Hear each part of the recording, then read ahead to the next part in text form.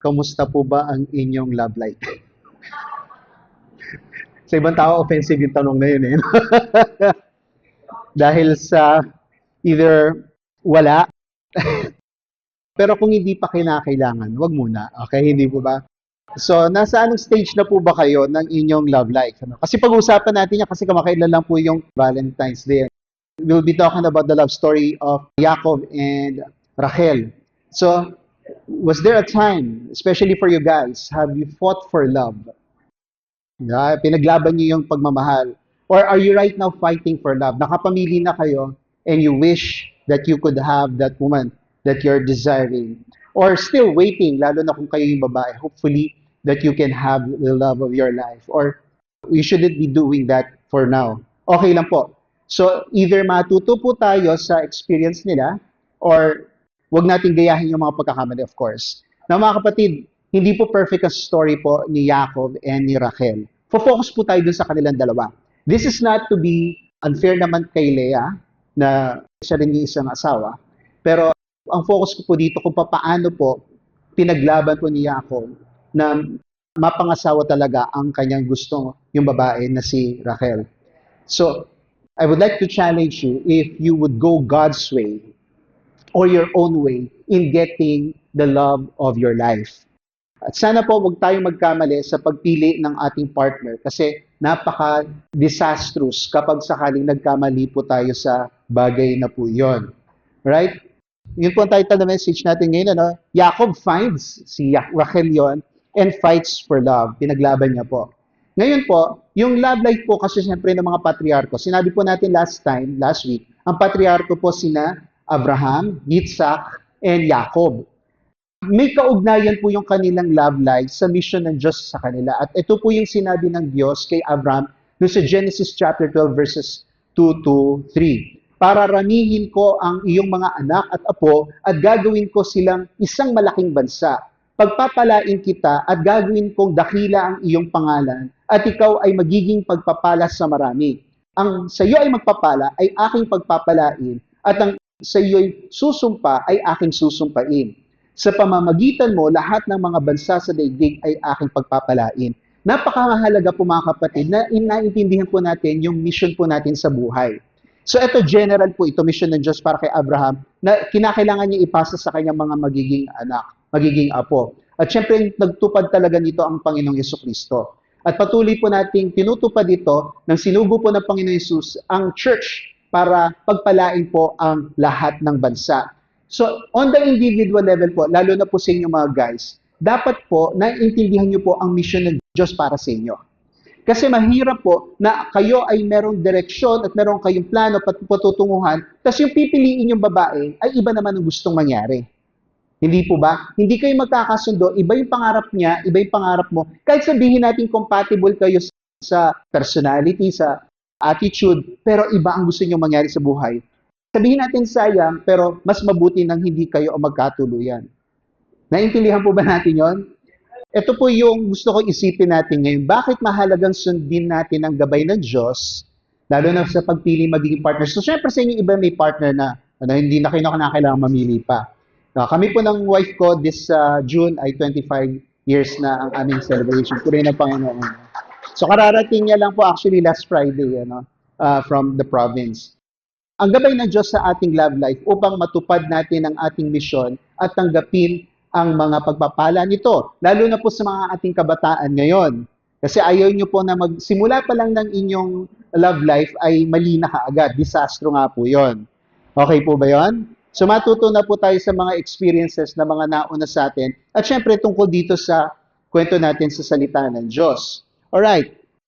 Pero ito po ang gusto ko maintindihan nyo. Sabi ko nga po, hindi po perfect ang story nila at hindi po ideal yung mga pangyayari sa kanilang buhay. Okay? Tandaan po natin, ang Biblia po ay naisulat, ito'y para sa atin. Pero hindi ito isinulat sa atin. Ang audience po ng salita ng Diyos, lalo na dito sa Genesis, ay yung mga Israelita about 3,000 years ago. So syempre, the way ito is sinulat ay para maintindihan ng mga tao sa panahon na yon. Iba ang kanilang kultura, iba ang kanilang mga paraan, wala silang batas na tulad natin na nakasulat na hanggang isang asawa ka lang, well, except you are submitting to the Sharia law, pwede ka makaapat na asawa. Kaya ang sitwasyon ni Jacob ay kakaiba sa atin, hindi ito basta-basta gagayahin. Kaya ang gusto kong pagtuunan natin pansin dito, yung paano pinursu talaga ni Jacob si Rachel. Kunin natin ang aral at gamitin ang karunungan natin kung alin ang mga maaaring gayahin. Kasi nga po mga kapatid, kung alam nyo na para sa inyo ang isang babae, pinapakita ni Lord. Of course, simula pa lang yun ang kwento nyo. Mas matindi pa ang kwento ng pag-aasawa kaysa sa pag-pursue ng mapapangasawa. There's so much story in that. Okay? Ang buhay pag-aasawa ni Jacob ay hindi po modelo na nais nating tularan kasi nakadalawang asawa po siya. Ang tatay niya isa lang asawa, pero nag-asawa muli nung nabiyudo. Lolo pala, si Abraham. Ang tatay niya si Isaac, naka-isang asawa lang. Pero si Jacob, isa lang talaga ang gusto niya mapangasawa, si Rachel. Pero nga po, niloko po siya ng kanyang biyenan na lalaki na kaya nakadalawang asawa siya. Ba't tatanungin niyo, kung naka-asawa ka sa isa, ba't niya pa pinurso na makapag-asawa pa muli ng isa? Noong time na yun, hindi po pinagbabawal. Kasi po sa panahon ng Israel, itinatag yung batas ni Moshe, doon po pinagbabawal na yung maraming asawa. Alright? So iba po yung panahon nila. Iba po yung panahon nila. So pawang pagkukwento po ang ginagawa dito nung may akda. Kaya hindi ibig sabihin, nakwento, lahat yung gagayahin natin. O halimbawa, nakwento si Judas ay nagbigti. Gagayahin po ba natin? O, nakwento lang. Pero hindi ibig sabihin, lahat ng nasa salita ng Diyos ay gagayahin. So, yun po ang dapat nating maintindihan sa umaga na ito para hindi tayo magkamali. Ngayon, gusto ko muna kayo bigyan ng konting preliminary sa buhay po pag-aasawa ni Jacob by looking at what happened muna sa kanyang kakambal. Kasi ito po yung isang malaking pagkakamali. Kaya gusto ko muna ipunto sa inyo ay itong kakambal niyang kuya niya si Esab na dapat siya yung firstborn. Kaso, inagaw po ni Jacob yung right na yon. Hindi na natin pag-usapan yon. Esab married the wrong woman, or actually women, kasi nakamaraming asawa siya, and became the wrong man for God's promises. So, marami po siyang mga mistakes na ginawa at malaking bagay dito yung maling napangasawa niya. Kaya siya na-disqualify para maipagpatuloy niya po yung mission ng Panginoon from Abraham to Yitzhak para sa kanya. Kaya nga po na-discuss natin last time, at least si Jacob, wala pang asawa noon, pwede pa sila magsimula ng mas maayos sa kanya. Okay? Unang-una po, sablay po si Esab nang mag-asawa siya ng mga Khiti. Sabi po sa Genesis 26 verse 34, nang 40 taong gulang na siya, si Esab, 40 years old, pinakasalan niya si Yehudith na anak ni Beeri na Khiti at si Basmat na anak ni Elon na Khiti. Okay, ano po ba ito yung mga Khiti? Dati po silang imperyo sa banda Anatolia. Malakas na imperyo po sila. Pero syempre, bumagsak din yung kanilang imperyo, tapos kumalat sila dito sa lupain ng Kanaan.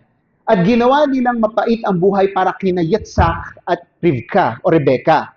So imagine niyo, kung ikaw si Yitzhak, paano mo ipapamana, ipagpapatuloy yung pangako ng Diyos, yung misyon ng Diyos, kung si Esab, pares mo, itong si Yehudith at Basmat, ay hindi mo makakatuwang sa pagpatutupad ng mga pangako ng Diyos. So, strike one na siya dito sa bagay na ito. Okay, choice po yun. Hindi masyado nag-isip si Esab na sa kanyang pag-aasawa ng mga Khiti ay ilalayo siya ng kanyang mga asawa sa Panginoon. Number 2, akala ni Esab na maaayos niya ang mga bagay kapag nag-asawa siya ng mga babaeng Ishmaeli. Okay, Ishmaeli, tatandaan po natin si Ishmael ay half-brother po ng tatay niya, ni Yitzhak. So, itong mga naging anak ni Ishmael ay pinsanan nila. So, okay, nakapag-asawa ko ng mga taga rito, mga Khiti, mag-asawa uli ako, baka pwede ko pang maipagpatuloy. Baka magbago isip. Pero it was too late here sa chapter 28. Kaya't nang makita ni Esab na hindi kalugod-lugod ang mga anak ng Kanaan kay Yitzhak na kanyang ama, pumunta si Esab kay Ishmael at kinuhang asawa si Makhalat. May pangalan kang asawa na Makhalat. Yung burara, Makhalat na kapatid na babaeng ni Nebayoth na anak ni Ishmael, na anak ni Abraham, bukod pa sa mga asawang meron na siya. Okay, nakakatatlong asawa na siya. So, baka naman, i-ignore ko na lang yung mga unang ko asawa, baka pwedeng magsimula muli sa akin sa pamamagitan ng mga anak ni Ishmael. Pero, hindi pa rin. Hindi pa rin sila ang kalooban ng Panginoon. lalong lumayo si Esab nang mag-asawa pa muli siya ng mga maling babae. Kasi nga, mapansin nyo, di ba, si Yitzhak mismo, nakuha niya ang kanyang asawa, si Rivka, magmula po sa Padan Aram, sa Haran. Hindi po mula sa mga Kananeo o dun sa mga kung saan sila naninirahan. Okay? Genesis chapter 36, ito yung summary na po ito, no? Nag-asawa si Esab mula sa mga anak ng Kanaan. Si Ada na anak ni Elon na Hiti, si Olihabama, anak ni Ana, na anak ni Zibon, na Kiwi, si Basmat na anak ni Yishmael na kapatid ni Nebayot. So nakapag-asawa po siya. Ngayon, meron po tayong overlap po. Kasi sabi po ng mga ibang scholars, ay baka naman pare-pareho lang itong mga ito. So, doon sa mga nabasa natin, sino yung mga napangasawa niya? Si Yehudit na anak ni Beri, na Hiti, Basmat na anak ni Elon na Hiti, tapos meron pa uling Ada. So sabi ng mga scholars, baka isang tao lang yan. Dalawa lang ang pangalan niya, pero isang tao lang to. Si Oholibama, na anak ni Ana, na anak ni Zimon, na Kiwi, Makhalat, na kapatid na babae ni Nebayot. Tapos sinabi pa doon sa chapter 6, Basmat. Ano ba yan? Dalawang Basmat na pangasawa niya. Pero yung isa, Hiti, isa Ishmaeli. So sabi nila, baka apat lang talaga ang napangasawa ni Esab. Pero regardless, ayaw ng Diyos na mapapangasawa siya ng mga taga doon. Kasi ito yung mga naglalayo sa kanya sa Panginoon. Natutunan natin last time, ang ginawa ni Isaac kay Jacob, pumunta ka doon sa pinanggalingan ng nanay mo. Doon ka humanap ng mapapangasawa. So pinag-usapan natin Genesis chapter 45 at 46. Ngayon po, aatras po tayo sa Genesis chapter 29.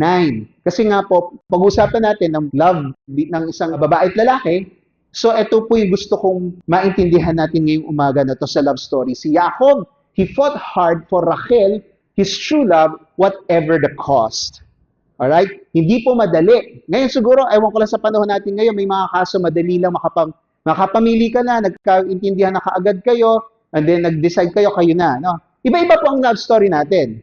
Pero sa totoo lang, ang totoong love story is, papaano nyo pagsasamahin ang dalawang tao na magkaiba ang utak, magkaiba syempre ang pangangatuan, babae at lalaki, magkaiba ang pinanggalingan, papaano kayo talaga magkakasundo.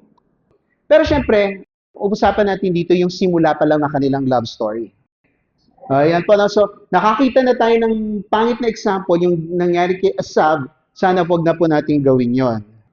Ang point doon is, huwag kayong magkakamali na mapipiling kapares. Whether ikaw yung babae na naliligo sa'yo, ikaw yung lalaki na nililigawan ka, na ilalayo ka sa Diyos.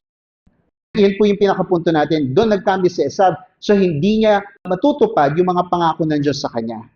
Pag tinignan niyo sa chapter 36, dumami yung lahi niya. Parang si Jacob, ang daming anak at nag-iisang kaharian siya. Pero kinakailangan niyang lumayo. Kaya lumayo siya sa banda southeastern side ng present-day Israel. Right? Okay. Konting preliminaries muna rin po tungkol dito kay Jacob. Again, kinailangan ni Jacob na makapangasawa at makabuo ng pamilya upang matupad ang misyon ng Diyos sa kanila. Sabi ko nga, kapag pagpapalain ng Diyos si Abraham at gagawin siyang ama ng maraming bansa, kailangan niya na maraming anak.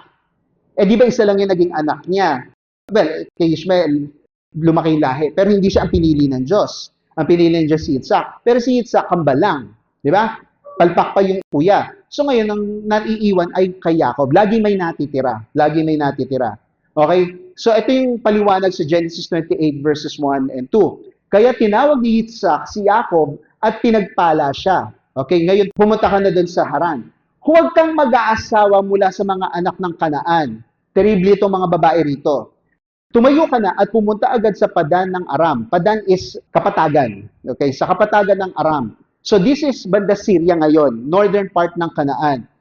Sa tahanan ni Bethuel, na tatay ng iyong ina. Mula roon, pumili ka ng mga pangangasawa mula sa mga anak ni Laban na kapatid ng iyong ina. So ibig sabihin, basically, pinsan na mga papangasawa. Again, noong time na yun pwede. Sa batas ng Pilipinas, pwede ka ba makapangasawa ng first cousin mo? Hindi po, no? Pwede mo bang mapangasawa ang anak ng first cousin mo? Pwede. Sa batas natin. Pero kung hindi ka tanggap-tanggap sa pamilya, pag-objectionable hindi. Kasi pang-fifth na yun eh. Pang-fifth degree. Ang sabi ng batas natin, 4 degrees. First degree, tatay mo. Second degree, lolo mo. Third degree, kapatid ng tatay mo. Fourth degree, pinsan mo. Fifth degree, yung anak niya. Kung sakaling kayo magkaedad, pwede kayong mag-asawa sa batas natin. Pero alam niyo sa probinsya, minsan nakakagustuhan, lalo pagka reunion, no? Ay, may pinsan pala ako maganda, magwapo pala. So sila nagkakatuluyan. Well, anyway, so ang isip ni Jacob ay kinakailangan ko tuparin ang misyon ng Diyos, kaya dapat yung mapangangasawa ko, katuwang ko sa misyon ng Diyos para sa akin. Ayos po ba yan? At naway pagpalain ka ng El Shaddai sa lahat, at ikay ay pasaganahin at paramihin, upang ikaw ay maging isang malaking bansa. So, pareho lang nung sa Genesis chapter 12. Okay? So, pasa-pasa na ngayon yung promise at yung mission. Naway ibigay niya sa iyo ang pagpapala ni Abraham, sa iyo at sa lahat ng iyong binhi, upang ariin mo ang lupaing iyong pinaglakbayan na ibinigay ng Diyos kay Abraham. So, exciting ito. So, imagine mo kung ikaw si Yitzhak. Excited ka na one of these days makikita mo rin yung mga apo mo. So, verse 5, at pinahayo ni Yitzhak si Jacob at pumunta siya sa Padan Aram kay Laban na anak ni Bethuel na Arameo na kapatid ni Ribka na ina ni na Jacob at ni Esav. So, napakahalaga yon. Totoo po ito, no? Kami po kasi ng asawa ko ay magkaklase kami sa seminary. Sabay kaming dumating. So, first year kami pareho sa seminary. Siyempre, naging friends muna kami, best friend. Tapos siyempre niligawan ko siya. Pero yung unang-una ko tinanong ko sa kanya, kung saan man tayo dalahin ng Panginoon, ano maging plano ng Panginoon? Willing ka ba to go? Hindi ka agad siya sumagot. Kasi siyempre probinsyana siya. So iniisip niya, pagkatapos niya mag-aral doon, uuwi siyang probinsya, doon siya tutulong. Pero eventually, sumagot siya ng yes. Hanggat sa, yay! Buti na lang. Sayang eh. So, 4 years kami magkasama sa seminary, magkaiba kami na major. And then after 3 years kami po ikinasal. So hanggang ngayon, magkatuwang kami sa gawain. Ganito rin ang ginawa ni Abraham para kay Yitzhak. Sa Genesis 24, nung sinabihan niya yung kanyang pinakamatandang namamahala ng kanyang ari-arian na ihanap mo ng asawa ko magmula sa aking mga biyenan. Okay, laktawan na po natin itong part na ito. Okay, dalawang punto po pag-usapan natin ngayon. Unang-una, kapag humayo ka ng may pananampalataya, alam mo, kailangan talaga manalig sa Diyos. Kasi napakalaki yung hamon yung binigay ng Diyos kay Jacob. Pumunta ka doon, maglakbay ka, ikaw ang maghahanap ng papangasawa. Hindi katulad kay Yitzhak, inutusan ni Abraham yung servant niya na ihanap ng asawa si Yitzhak. Hindi si Yitzhak pumunta sa Padan Aram, yung servant lang. At nagdala ng mapangangasawa. Pero nakakatakot din yun, ano? Hindi ikaw yung namili eh. Hindi ikaw yung pumunta. Maghihintay ka na lang, ma-okay kaya yung makukuhang mapapangasawa. Di ba? Pero at this time, dahil sa hinahunting po ni Esav, si Jacob, so sabi ng mag-asawa, ikaw na pumunta doon, ikaw na maghanap ng asawa. So, big challenge to kay Jacob. Ito po ang punto natin, masusundan mo ang patnubay ng Diyos. Kinakailangan mo ng pananalig sa Kanya, papatnubayan ka niya. Alright? Ngayon, kayo siguro may mga inisip pa yung ibang walang asawa dito, karir muna. Di ba? Okay lang yan, walang problema. O po pwede namang habang binubuo mo yung karir mo, meron ka nang napili. At tinutuklasan nyo kung kayo na ba talaga. Okay din yon. Basta siguraduhin nyo lang na pareho kayo ng direksyon sa inyong buhay. At kasama dun, syempre, pareho kayo ng values sa how to handle problems. Yung values nyo sa paano kayo makikipag-relate ka sa Panginoon. Values nyo paano kayo bubuo ng pamilya. Values nyo kung paano kayo hahawak ng pera. Napakahalaga po yon. Some people, ang kailangan nilang kapare sa buhay nila ay kapareha nila ng personality. But for some people, they need someone opposite their personality.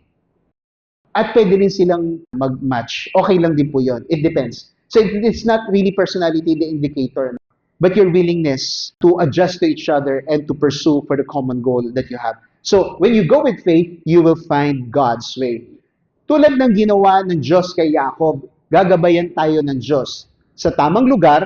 So in this case kay Jacob doon sa Padan Aram, sa tamang panahon na pagdating niya doon ay merong available na babae para sa kanya, patungo sa tamang mga tao na magtuturo. Actually, mapapansin niyo doon na may magtuturo sa kanyang mga kamag-anak. Kasi first time niya lang pumunta ron eh. Sa mga tamang salita sasabihin, kasi ipipresenta niya yung sarili niya doon sa pamilya ng kanyang uncle at nasa tamang bagay na dapat gawin. Paano i-handle yon? Kawikaan 16:9, ang puso ng tao ang nagpapanukala ng kanyang daan. Di ba? Siyempre, ito plano ko. Ngunit ang Yahweh ang nangangasiwa ng mga kanyang hakbangan. Ibig sabihin, si Lord pa rin ang masusunod. Kung lumaban ka sa direksyon ng Panginoon, ikay mapapahamak. Ikay magkakamali. Ikay papalpak. Kaya maigi pa lang na sundin mo ang landas na binibigay sa inyo ng Diyos. Alright. Unang-una po, tingnan natin kung paano po hinarap po ni Jacob yung kanyang challenge. As we go along the chapter, may mga bagay okay pupunta. So makikita nyo yung condition po ni Jacob dito. Nang magkagayoy, nagpatuloy si Jacob sa kanyang paglalakbay at nagtungo sa lupain ng mga tao sa silangan. So imagine niyo yung kaba ni Jacob. Pero at this time kasi, sa chapter 28, na-encounter niya na si Lord sa Bethel. Sabi niya, nakita ko ang Diyos. Ito pala ang bahay ng Diyos. Nakita niya nag-aakyat panaog ang mga anghel. So na-encounter niya doon. So malakas na yung loob niya. Sabi niya, pababalikin ako ni Lord dito. Okay? At makikita ko ulit ang tatay ko. Okay? So ibig sabihin, ipoprosper ni Lord yung journey niya at pagbalik niya, prosperous na siya. May dala siyang pagpapala. Okay, verse 2. Siya'y tumingin at nakakita ng isang balon sa parang or desert. May 3 kawan ng mga tupa na nagpapahinga sa tabi roon, sapagkat sa balong iyon, pinainom ang mga kawan. Ang bato nga sa ibabaw ng labi ng balon ay napakalaki. So tutulong siya. Pero imagine niyo na pagod si Jacob. So minsan pag ikaw pagod ka, hindi mo alam kung kakayanin mo pa. Pero maayos ang naglagay ni Jacob, nakarating siya sa lugar na dapat niyang puntahan. Huwag yung magpalagay na hindi delikado ang paglalakbay nung time na yun. Okay? So, eto naman si Jacob, alam niya na sa kanyang paglalakbay, kasama niya ang Diyos. Andun yung lakas ng Diyos sa kanya, pero may hamon. Okay? Hindi safe ang maglakbay sa mga panahon na yun. Ngayon, we're not sure kung may kasama siyang mga alalay sa kanyang paglalakbay kasi hindi na sinabi.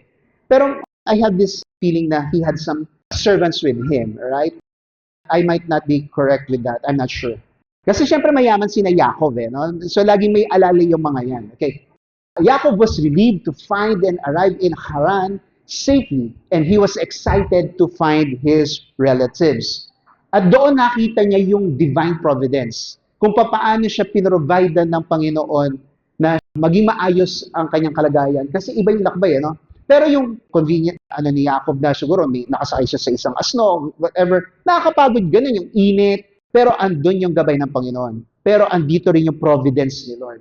At kapag nagkakatipon doon ang lahat ng kawan, so may nadatnan siya doon na balon, sa wakas makakainom ako ng tubig. Ginugulong ng mga pastol ang batong nasa ibabaw ng labi ng balon. So yung cover ng well, okay, they have to unroll it. Mabigat kasi yun. At pinainom ang mga tupa at muling inilalagay ang bato sa kanyang lugar sa ibabaw ng balon. Siyempre, hindi pwede makontaminate yung balon. Sinabi sa kanila ni Jacob, mga kapatid ko, taga saan kayo? At kanilang sinabi, taga Haran kami. Imagine niyo yung excitement ni Jacob. Hinahanap ko yung mga kamag-anak ko sa Haran at binigyan ako ni Lord ng magpo-provide sa akin ng daan paano makapunta at mahanap ang aking mga kamag-anak. Ang hirap nung manigaw. Kung paano nakatsepo siya ng mga siraulo. Di ba? Dadalhin ka doon. O doon, papunta doon. Pero papunta nila, aalipinin ka pa talaga. Na imbis na magandang buhay aabutin mo, napunta ka sa mga ibang lahi at ginawa kang alipin. Human trafficking. Di ba? Ganun nangyayari, no? Yung mga iba dito pupunta, magtatrabaho daw. Napunta sa Pogo. Ano nangyari? Naging alipin. Binubugbog pa. Di ba? Hindi sila makatakas. Imagine nyo kung nangyari yung kay Jacob. Kinidnap siya, ang punta niya sa Haran, pero ang provision ni Lord, he got to the right people who will guide him to where he should be going. Amen? Ganyan talaga kapag ikay mapananampalataya, gagabayan ka ng Panginoon sa mga taong makakatulong sa iyo. Amen po ba? Amen. At sinabi niya sa kanila, kilala niyo ba si Laban na anak ni Nahor? At kanilang sinabi, kilala namin siya. Uy, imagine yung tuntua siya. May nakakakilala sa taong hinahanap ko. Sinabi niya sa kanila, siya ba yung mabuti ang kalagayan? At kanilang sinabi, oh, at narito ang kanyang anak na si Rachel. Imagine niyo yung kanyang mata biglang lumiwanag. Parang nagkaroon ng gandang babae ito. Na dumarating kasama ang mga tupa. Palagay niyo to, love at first sight.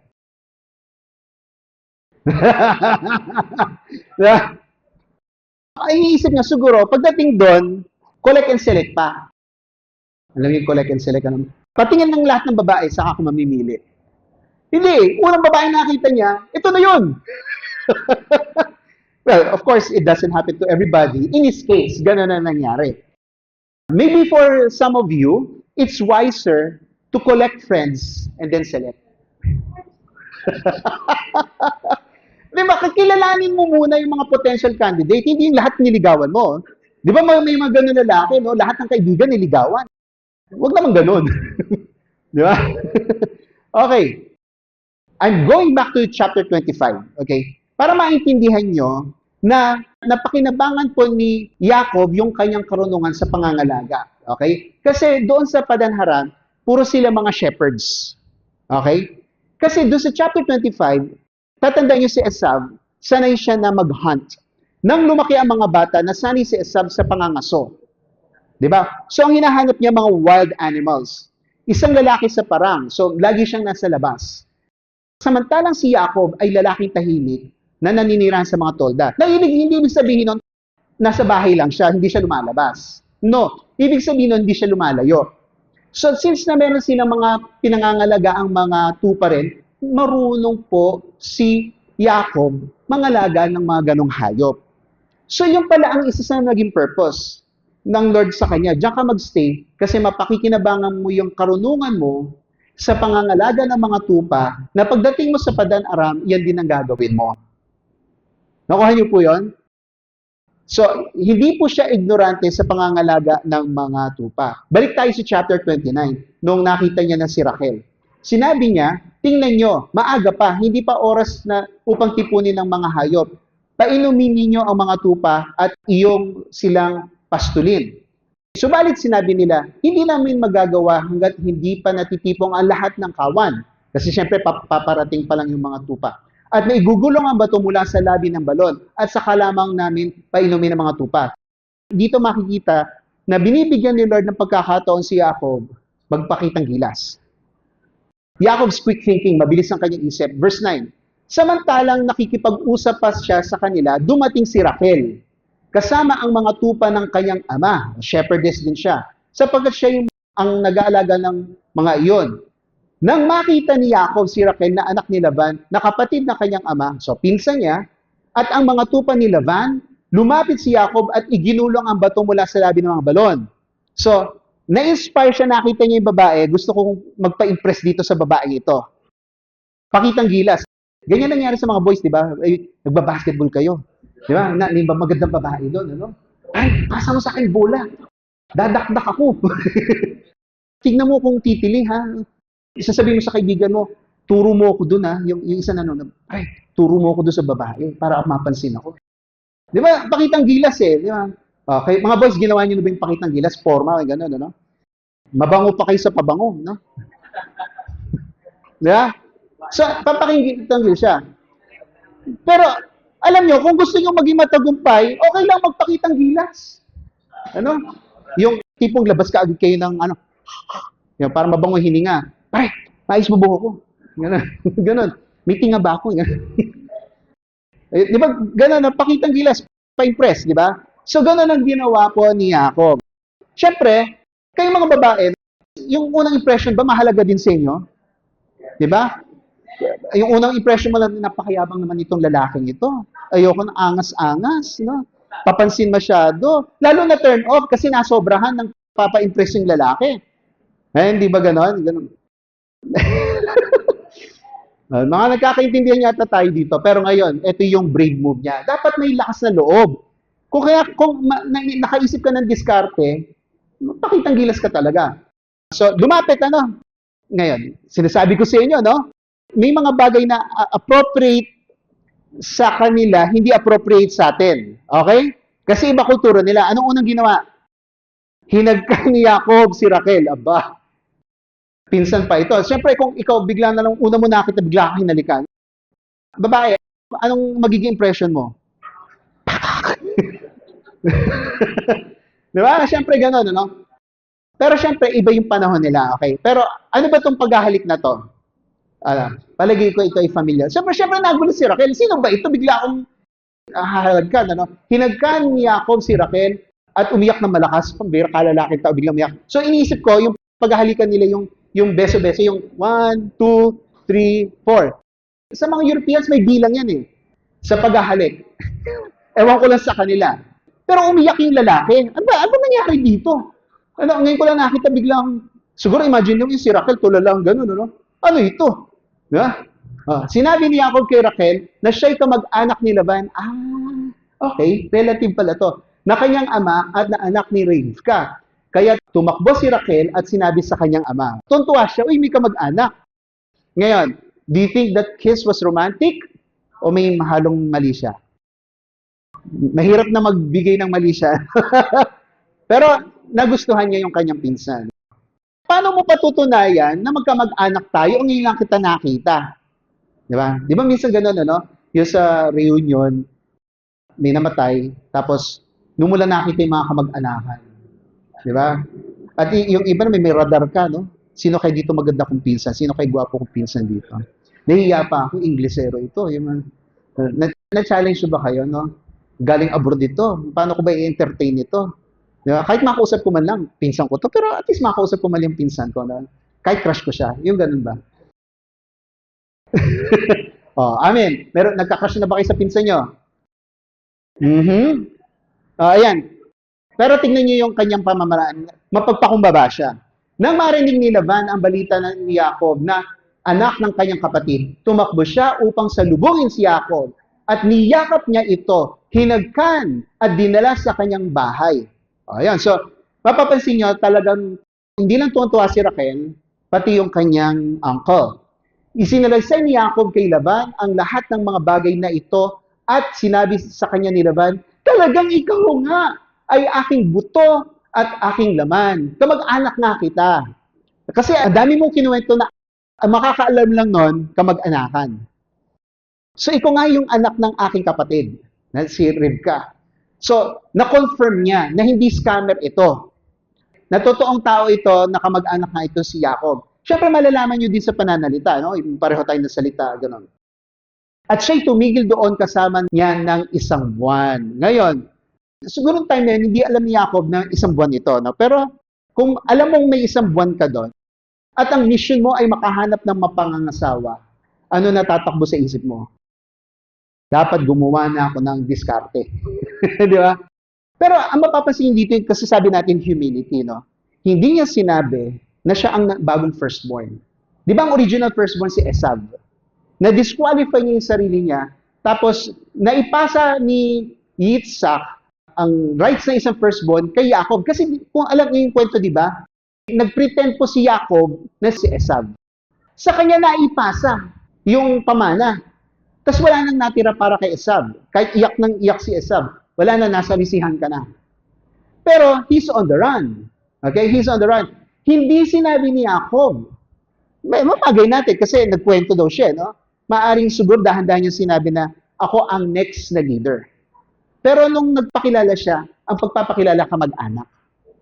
Kasi syempre kung sabihin natin na mayaman ako, kaya kung sino mapilihan ko dito, swerte nyo. Kahit sinong babae dyan, bigay mo, uncle, bigay mo sa akin lahat ng anak mo. Swerte mo. Yayaman ka kasi mayaman ako. Kasi ako ang nagmana ng enterprise ng lolo ko ni si Abraham, ni Yitzhak. Hindi niya pinagmayabang yun. Sinabi niya lang, kailangan ko na manatili dito. Alright? So, tingnan pa natin paano yung ano. Same verses po. Imagine niyo yung relief niya na siya ay tinanggap doon, nakapag-stay siya ng 1 buwan at nagkaroon siya ng pagkakataon mag-connect pa para to gain the trust of his uncle na si Laban. At yun, naniwala. Kasi maaaring hindi madali magpapaliwala ng isang stranger na siya'y kamag-anakan.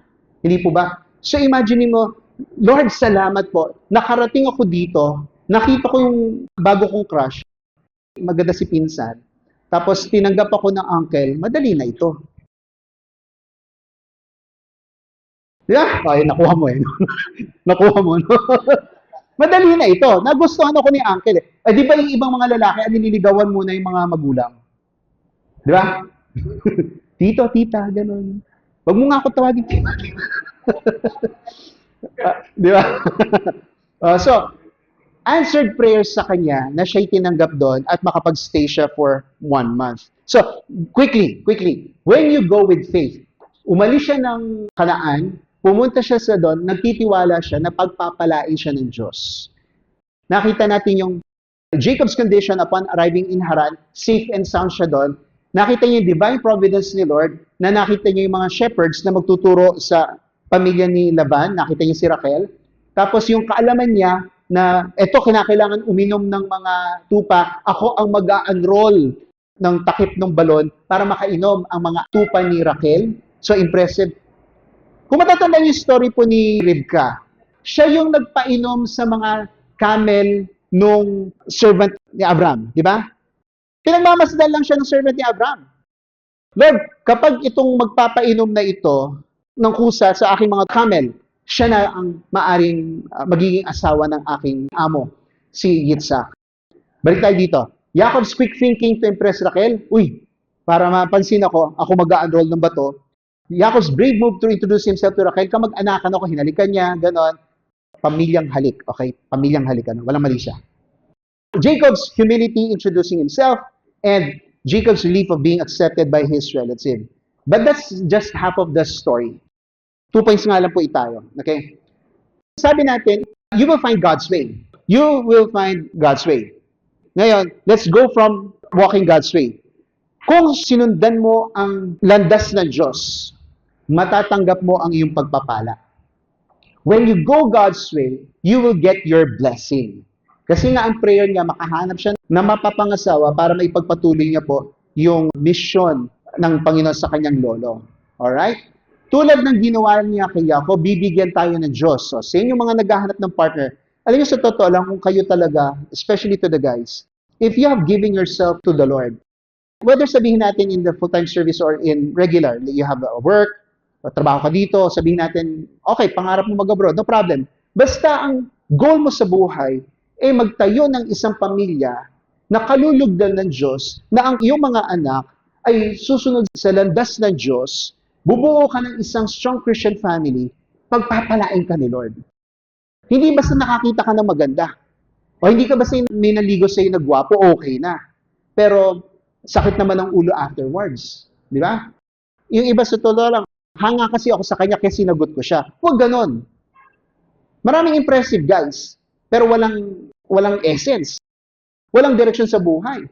Di ba? So, sabihin mo sa Lord, Lord, may direksyon ako sa buhay.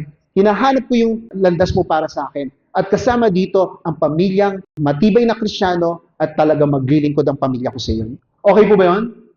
Alright. Bibigyan tayo ng Diyos ng tamang-taong pakakasalan, ng enerhiya para sa trabaho. Kasi pagtatrabahuhan ng gusto ni Jacob para mapangasawa niya si Rachel, ng pasensya sa masamang tao sa trabaho, si Laban po yun, kasi lolokohin siya ng kanyang biyanan, ng gantimpala, bunga ng pagsisikap.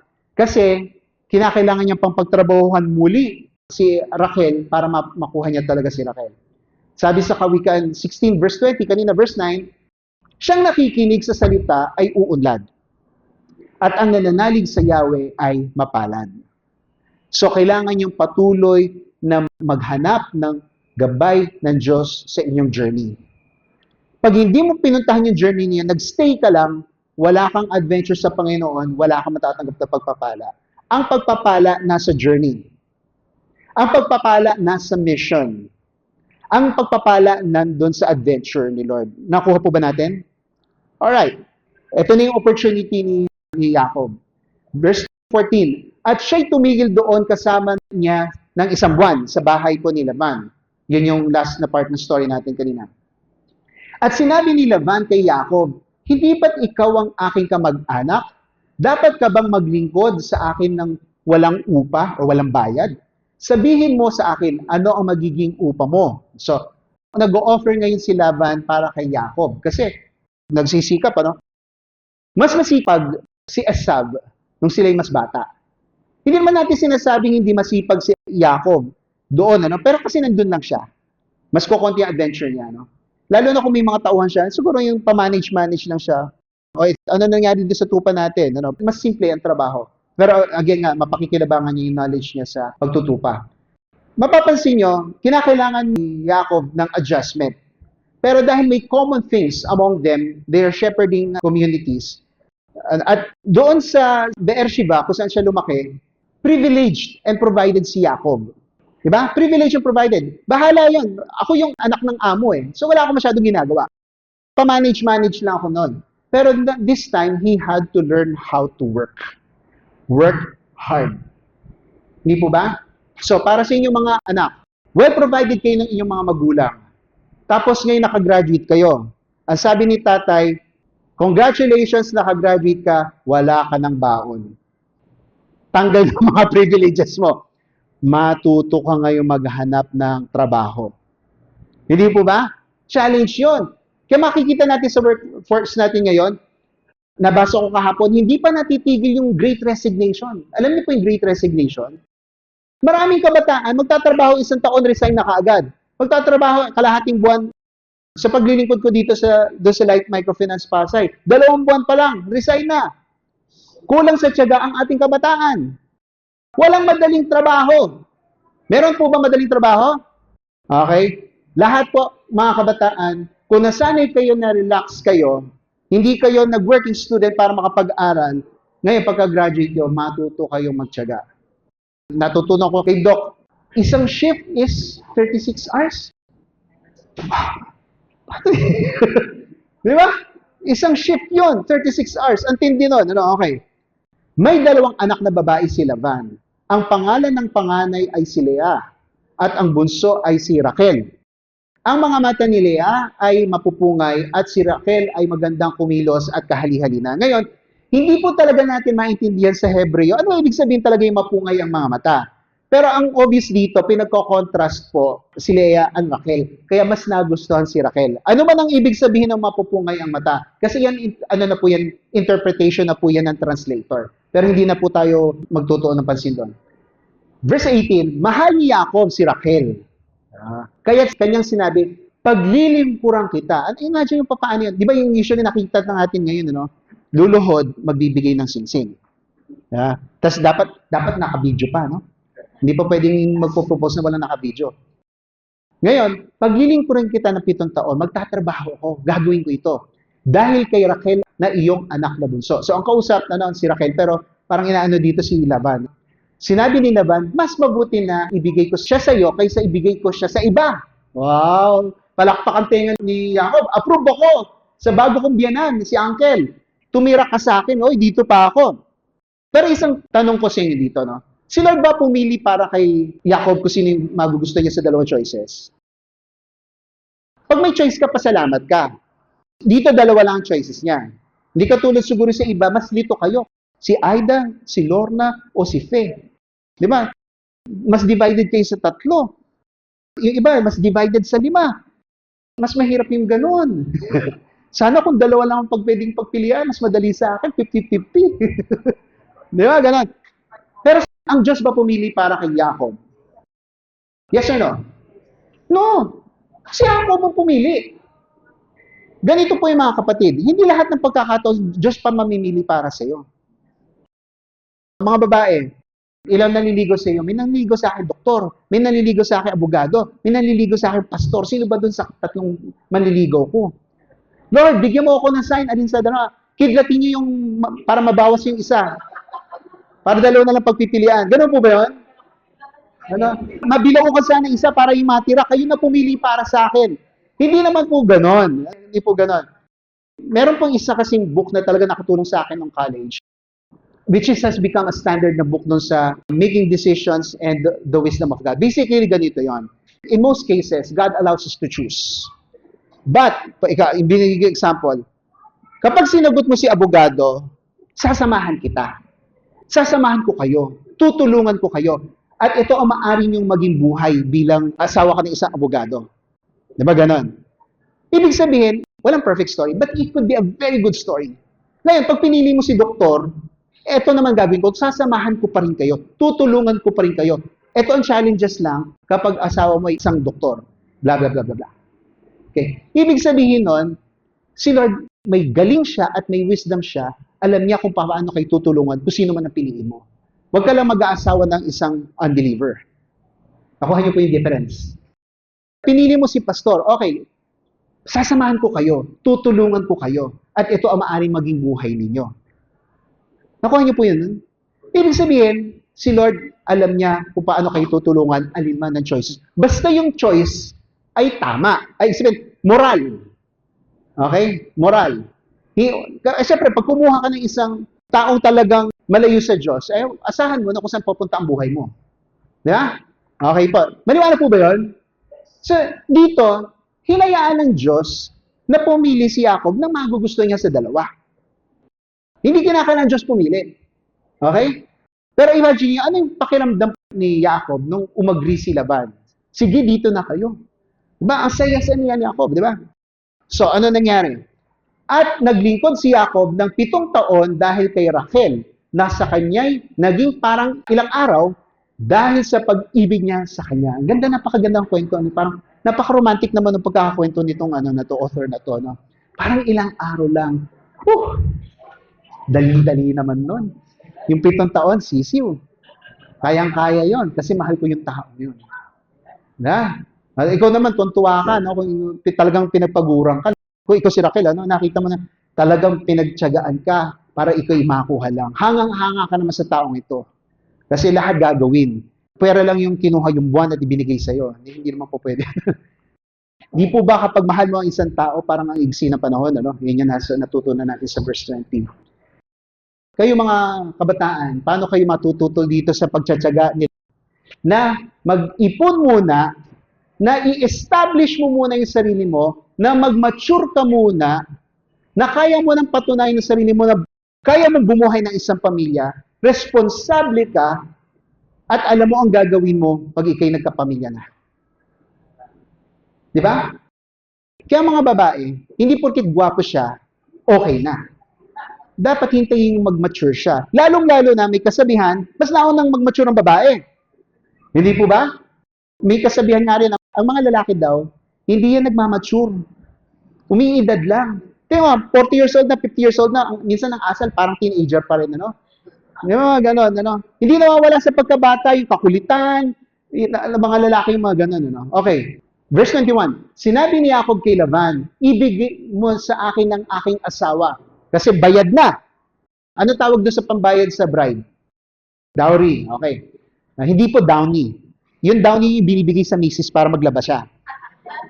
Ibigay mo sa akin ang aking asawa sapagkat naganap na ang aking mga araw at hayaan mong sumiping ako sa kanya. So, dadaan ng ceremony yan. Okay? Tinipong lahat ni Laban ang mga tao roon, ito na nga yung ceremony, gumawa siya ng isang handaan. Usually, mga isang linggo yung mga feast na yan, So, nakasal na. Sa palagay nyo, kanino siya kinasal? Kay Rachel. O, tingnan nyo. Kinagabihan, kanyang kinuha si Leah. Yung kumuha si Laban, hindi si Jacob. Na kanyang anak at dinala kay Jacob na sumiping naman sa kanya. Pinakasalan niya si Rachel, ang natanggap niya kinagabihan ay si Leah. Si Jacob, mandaraya siya. Niloko niya yung kanyang kapatid, niloko niya yung kanyang tatay para makuha yung mana. Ganito rin naranasan niya sa kanyang buhay. Naloko din siya. Verse 24, at binigay ni Laban kay Leah ang kanyang alilang babae na si Zilpah upang kanyang maging alila. Isipin natin, ba't hindi nakilala ni Jacob na ang binigay sa kanya nung gabi ay yung ate, si Leah? Kasi, lasing. Di ba? Lasing. Hindi kasi madilim. Di ba? Lasing. Ang lalaki kapag lasing, tipong wala nang pakialam. Tama ba yun? Hindi pa ako ever naging lasing sa buong buhay ko, mga kapatid. Sino mas nakakahiya? Si Jacob na niloko ni Laban o si Isaac, yung tatay, na niloko ni Jacob? Pareho, parang pareho, Pag ikaw niloko, sabi mo, no shame on me. Biktima ako eh. Pero kung ikaw ay niloko dahil ikay nanloko, na niloko niya tatay niya, ngayon naloko siya ng uncle niya, mas nakakahiya yun. Diba? Kasi bumalik sa iyo ang iyong ginawang kamalian. Verse 25. Ngayon, ito yung na-realize na ni Jacob, yung mga pangyayari. Kinaumagahan, si Leah pala yun. At kanyang sinabi kay Laban, ano itong ginawa mo sa akin? Hindi ba pinaglingkuran kita dahil kay Rachel? Bakit mo ako dinaya? Inainisip ko, ang Diyos sumagot eh. You get what you deserve. Sinabi ni Laban, hindi ganyan ang kaugalian dito sa aming lupain, na ibinibigay ang bunso bago ang panganay. Pero ba't hindi mo sa akin sinabi nung una yon? Di ba? Pinapili mo pa ako, pumayag ka pa, tapos hindi mo rin pala sa akin ibibigay, ano? So, ang sakit ng realization na yon. Kasi, all this time, iniisip niya, ang ganda ng mga pangyayari sa buhay ko. Magmula nung umalis ako ng Bethel, ginabay ako ng Diyos, nakatira ako dito ng 1 buwan, nasagot ang aking panalangin, mapapangasawa ko yung babaeng gusto ko, then paggising ko, ito ang nangyari sa akin. Napakapait, Kuya Eddie. Sa mga bata, hindi alam yung Kuya Eddie na. So, ano ngayon ang resolusyon? Kailangan ni Jacob matutong magpasensya. Verse 27, tapusin mo ang linggong ito, kasi 1 week yung celebration. At ibibigay rin namin sa iyo ang isa bilang kapalit sa paglilingkod na gagawin mo para sa akin na 7 taon pa. Ganito yon. Yung pinangbayad niya kay Raquel na ibayad lang para kay Leah. Okay? Verse 28, ganon na ang ginawa ni Jacob at tinapos niya ang linggo niya at ibinigay ni Laban sa kanya si Raquel na kanyang anak upang maging asawa niya. Pinakasalan niya na yun eh. So, ang nangyari ngayon, ang naging legit na asawa niya sa una ay si Leah, kahit na ang sa seremonya kinasal sa kay Raquel. Diba? Tapos 1 week natanggap niya rin yung ano. So ngayon, si Leah ay bayad na, si Raquel utang. Di ba may mga ganyan tao, no? Mag-iipon muna ako sa ako bibili ng cellphone. Hindi yung, bibili ako sa cellphone, may utang ako ngayon. Naguhulog ako sa home credit. Yung mga ganun ba? Eto ganun ang nangyari. Hindi niya akalain magkakautang siya. So, nakuha niya yung gusto niyang babae, pinakasalan niya a week ago, after a week. So, ngayon, dalawa yung asawa niya. Kaya sinasabi natin, hindi perfect yung story nila. Hindi ibig sabihin gagayahin ito. Guys, pag nagkamali kayo, no, mag-asawa kayong dalawa. Bawal sa batas natin yun. Pero ang point dito is, kinakailangan matuto ni Jacob sa kanyang pandaraya na siya ay makakaranas din ng ganun. Kinakailangan niya matuto ng pasensya, kinakailangan niya matuto magtiyaga para makuha niya yung deserving niya. Alright, medyo tatalon lang ako ng ilang chapters, no, pero hindi na tayo mag-flip doon. Nung lumaki na yung pamilya ni Jacob, sabi ng Diyos, pwede ka nang umuwi. Umuwi na sila, tumakas siya. Naka-encounter niya ang Diyos. Tapos, nagre-wrestle sila. Sabi ni Jacob, hindi kita pakakawalan hanggat sa hindi mo ko pinagpapala.